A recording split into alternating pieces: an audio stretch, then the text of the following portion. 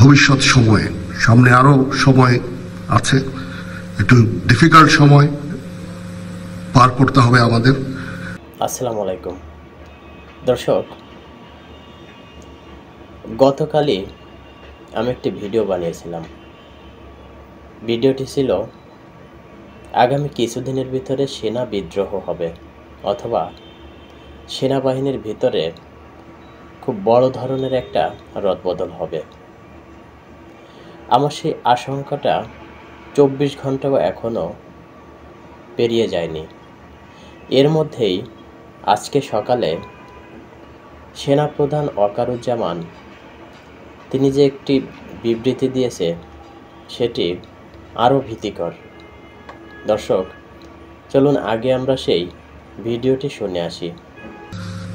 আজকে আপনারা বীর মুক্তিযোদ্ধা বৃন্দ আমাদের এখানে এসেছেন, আমাদের সম্মানিত করেছেন। আপনাদের ঋণ আমরা কোনোদিন শোধ করতে পারবো না। আপনারা জাতির শ্রেষ্ঠ সন্তান, আমাদের পথিকৃৎ। আপনারা খালি মুক্তিযুদ্ধ করে দেশ স্বাধীনই করেননি, পরবর্তীকালে সেনাবাহিনী যখন নতুন ছিল, সৃষ্টির সময় থেকে এই সেনাবাহিনীর আপনারা অবদান রেখেছেন। আপনাদের এই অবদানের ফলশ্রুতিতেই আজকে যে সেনাবাহিনী আমরা এখানে দাঁড়িয়ে আছি, সেই সেনাবাহিনী, এবং এই সেনাবাহিনী দেশের ক্রান্তিকালে অনেক ভালো কাজ করে যাচ্ছে। দেশ এবং জাতি এই সেনাবাহিনীর কাছে কৃতজ্ঞ।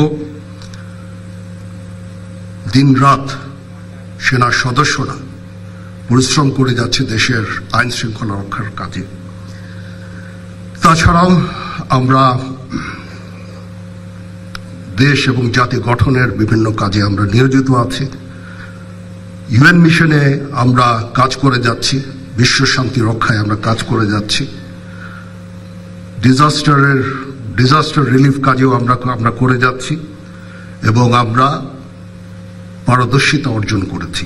এটা একমাত্র সম্ভব হয়েছে আপনাদের ঐকান্তিক প্রচেষ্টা। আপনারা যে আমাদেরকে যেভাবে প্রশিক্ষিত করেছেন, যেভাবে মোটিভেটেড করেছেন, যেভাবে আমাদের দিক নির্দেশনা দিয়েছেন, তার ফলশ্রুতিতে আজকে এই সেনাবাহিনী এই বর্তমান জায়গায় আছে। এটার কৃতিত্ব অবদান সম্পূর্ণই আপনাদের। আপনারা আমাদের দোয়া করবেন যেন আমরা ভবিষ্যৎ সময়ে, সামনে আরো সময় আছে, একটু ডিফিকাল্ট সময় পার করতে হবে আমাদের, এবং আমরা যেন দেশ এবং জাতিকে একটা ভালো জায়গায়, একটা নিরাপদ জায়গায় নিয়ে যেতে পারি, সেজন্য আমাদের জন্য দোয়া করবেন।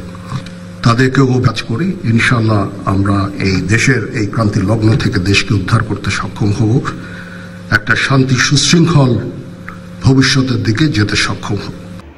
দর্শক, বর্তমান দেশের যে অবস্থা, 5ই আগস্টের পরে এই সমন্বয়ক এবং ছাত্র আর কথিত জনতা তারা মিলে দেশটাকে যেই পর্যায়ে নিয়ে গেছে, এটা যদি আরও দিনকে দিন চলতে থাকে তাহলে এদেশে বসবাস করারই অনুপযোগী হয়ে যাবে। এদেশে প্রকৃতপক্ষে যারা জনতা আছে, সাধারণ মানুষ আছে, তাদের জন্য এটা অলরেডি বসবাসের অনুপযোগী হয়ে গেছে। যেরকম দ্রব্যমূল্যের ঊর্ধ্বগতি, চুরি, ছিনতাই, রাহাজানি, রাস্তাঘাটে খুন খারাপি, যেখানে সেখানে মারামারি, মব জাস্টিস, সব কিছু মিলে দেশে এখন একটা অরাজকতা চলছে। আর এই অরাজকতার ভিতরে যদি আবার সেনা বিদ্রোহ বা সেনা অভ্যুত্থানের মতো ঘটনা ঘটে, তাহলে দেশের পরিস্থিতি আরও ভয়াবহ হবে।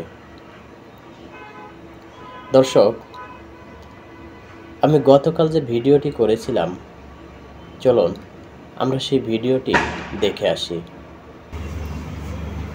আসসালামু আলাইকুম দর্শক, যে কোনো সময় ঘটতে পারে সেনা বিদ্রোহ, আসতে পারে বড় ধরনের পরিবর্তন।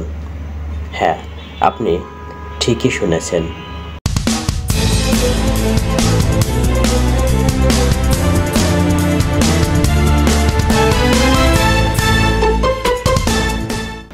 দর্শক, এমন একটা বিষয় নিয়ে আলোচনা করতে যাচ্ছি যে বিষয়টার সকল তথ্য সব কিছু খোলাসা করে বলা সম্ভব না, যদিও অনেক তথ্য আছে। সেই তথ্যগুলো আমি ইচ্ছা করলেই আপনাদের সামনে সব কিছু উল্লেখ করতে পারবো না, তবে কিছু কিছু বিষয় আমি উল্লেখ করব, যেটা আপনারা শুনলেই ঘটনা আঁচ করতে পারবেন। এখানে একটা বিষয় আপনারা খেয়াল রাখবেন। গতকাল সেনা সদর দপ্তর থেকে একটা প্রেস ব্রিফিং করা হয়েছে। সে ব্রিফিংয়ে বিভিন্ন বিষয় নিয়ে আলোচনা করা হয়েছে।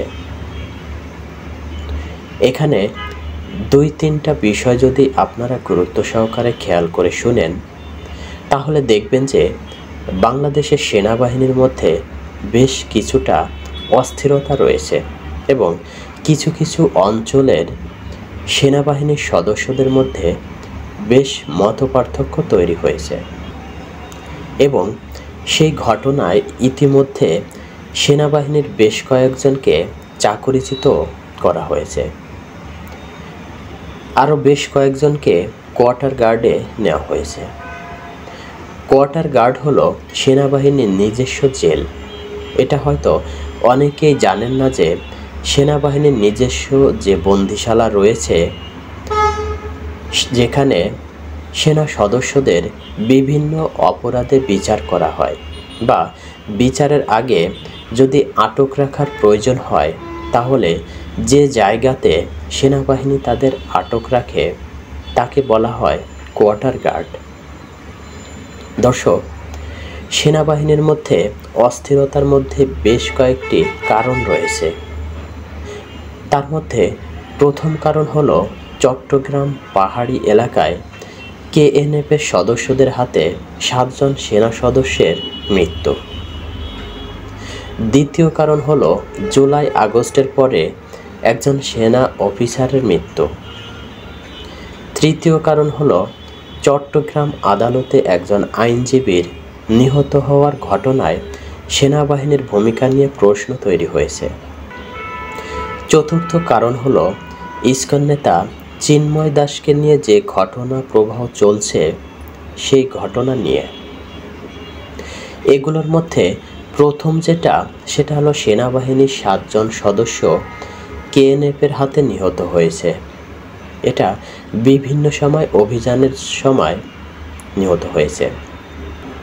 এটা যেহেতু সেনাবাহিনীর বিষয়, সেহেতু এর অনেক কিছুই জনগণের সামনে আসবে না, কোনো দিনই আসবে না। তবে সবচেয়ে বড় যে ঘটনা ঘটেছে সেটা হলো চট্টগ্রাম কেন্দ্রিক যে ঘটনা ঘটেছে।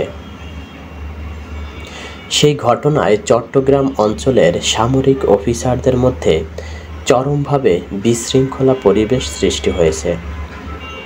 কারণ সেনা সদর থেকে মনে করছে এই সমস্ত ঘটনা প্রতিরোধ করতে চট্টগ্রাম অঞ্চলে সেনাবাহিনীর একজন ঊর্ধ্বতন কর্মকর্তা এবং কিছু জুনিয়র অফিসার তাদের উদাসীনতা বা আওয়ামী লীগের পক্ষে অবস্থান নিয়ে নীরব ভূমিকা পালন করেছে। এরই প্রেক্ষিতে চট্টগ্রাম অঞ্চলের সেই সেনা অফিসার এবং কিছু সদস্যদের বিরুদ্ধে সেনা সদর দপ্তর ব্যবস্থা নিতে চায়।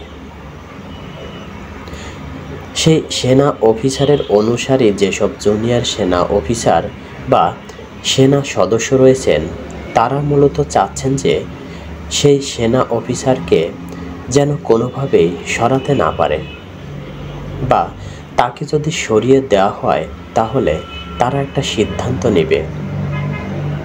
সেই সিদ্ধান্ত হয়তো তারা তাদের মতো করে নেবে। এটা হতে পারে বিদ্রোহ বা যেটাই হোক, হতে পারে সেটা হয়তো আমাদের কাছে সুস্পষ্ট কোনো তথ্য নেই, কিন্তু বিষয়টা গভীর চিন্তার। তৃতীয় যে বিষয়টা হলো সেটা হলো যে বর্তমান পরিস্থিতিতে সেনাবাহিনী একটা ভূমিকা রাখার চেষ্টা করছে, কিন্তু প্রথম আলোর সামনে থেকে কিছু লোক গ্রেপ্তার করার ফলে সেনা সদস্যদের বিভিন্নভাবে গালিগালাজ করা হয়েছে। আপনারা কিছু কিছু ভিডিও দেখেছেন, সেনা সদস্যদের মোদির সন্তান বলা হচ্ছে, শেখ হাসিনার পেতাত্তা বলা হচ্ছে, ফ্যাসিবাদী বলা হচ্ছে। এই সমস্ত বিষয় শুনতে শুনতে সেনাবাহিনীর সাধারণ সদস্যদের মধ্যে একটা বিরূপ প্রতিক্রিয়া সৃষ্টি হয়েছে। তারা চাচ্ছে এই সমস্ত লোক যারা সেনা সদস্যদেরকে বিভিন্ন মন্দ কথা বলছে, বিভিন্ন রকম আজে বাজে কথা শোনাচ্ছে, তাদের বিরুদ্ধে একটা ব্যবস্থা গ্রহণ করতে। কিন্তু তাদের যে ঊর্ধ্বতন কর্মকর্তা যারা সরকারের অনুগামী এবং ইতিমধ্যে যারা জামাত বিএনপির সমর্থিত বলে এতদিন পরিচিত ছিল, তারা অধিষ্ঠিত হওয়ার পর তারা এই সমস্ত বিষয়ের জন্য অ্যাকশন নিতে চায় না, যার কারণে সাধারণ সেনা সদস্যরা যখন মাঠ পর্যায়ে কাজ করছে, তখন মাঠ পর্যায়ে কাজ করার সময় অনেকে মান অপমান নীরবে সহ্য করে যাচ্ছে, কিন্তু মনে হচ্ছে না যে খুব বেশি দিন সেটা মুখ বুজে তারা সহ্য করবে। এটা তাদের ঊর্ধ্বতন কর্মকর্তা তাদের নির্দেশনা দিক অথবা নির্দেশনা না দিক। প্রিয় দর্শক, আমি শুধুমাত্র ইঙ্গিত দেওয়ার চেষ্টা করেছি, কিন্তু প্রকৃত ঘটনা আরও ভয়াবহ এবং ভিন্নরূপ, যেটা হয়তো আপনারা সামনের দিনগুলোতে দেখতে পাবেন। এবং খুব শীঘ্রই সেনাবাহিনী হয়তো ব্যাপক একটা রদবদল হবে। সেই সাথে কিছু কিছু সিনিয়র অফিসারদের বাদ দেওয়া হবে। আর যদি এমনটা না হয়, তাহলে সেনাবাহিনীতে এই বিশৃঙ্খলা পরিস্থিতির কারণে একটা বড় ধরনের অঘটন ঘটতে পারে। আর এই অঘটন যে কোনো সময়ই ঘটতে পারে। ভালো থাকুন, সুস্থ থাকুন। ধন্যবাদ। আল্লাহ হাফেজ।